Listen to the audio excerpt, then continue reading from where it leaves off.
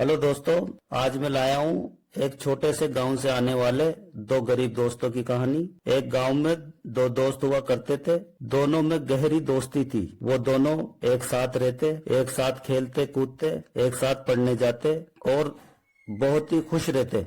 एक दिन दोनों दोस्त कहीं अकेले में बैठे हुए थे तो उसमें से एक दोस्त कुछ सोचने लगा। थोड़ी सी देर सोचने के बाद में उसने अपने दूसरे दोस्त से सारी बात बताई। वो कहने लगा कि जब हम बड़े हो जाएंगे तो हम अपनी जिंदगी में क्या बनेंगे। थोड़ी सी देर दोनों दोस्त सोचने के बाद में उन्होंने अपनी सोच एक दूसरे को बताई तो इत्तेफाकन से दोनों की सोच एक दूसरे की सोच से मिलती हुई मिली। उन्होंने डिसाइड किया कि हम बड़े होने के बाद में बिजनेस करेंगे और बहुत पैसा कमाएंगे।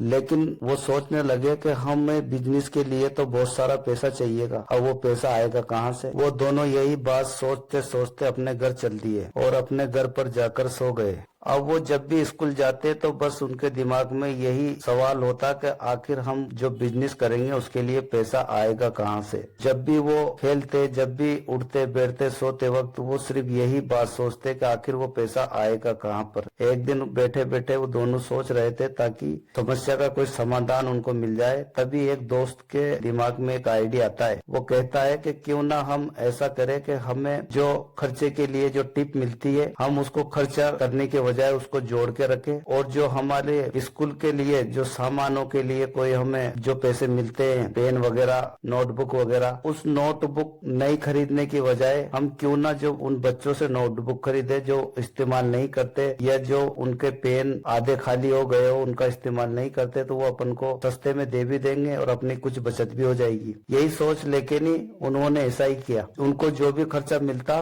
उस खर्चे को वो खर्च नहीं करते और उसको गुल्लक में जमा करने लगे, उसको जोड़ने लगे। और जब भी उनको कोई नोटबुक की आवश्यकता पड़ती तो घर वालों से नई नोटबुक के पैसे ले लेते, नए पेन के पैसे ले लेते, और स्कूल के अंदर जिनके पास आधे अधूरे पेन, आधी अधूरी नोटबुक होती वो उनसे खरीद लेते कम दाम में। इससे उनकी बचत भी हो जाती और उनके पढ़ाई का वो भी उनके पास अवेलेबल हो जाता। इसी तरह से उनके पास धन इकट्ठा हो गया।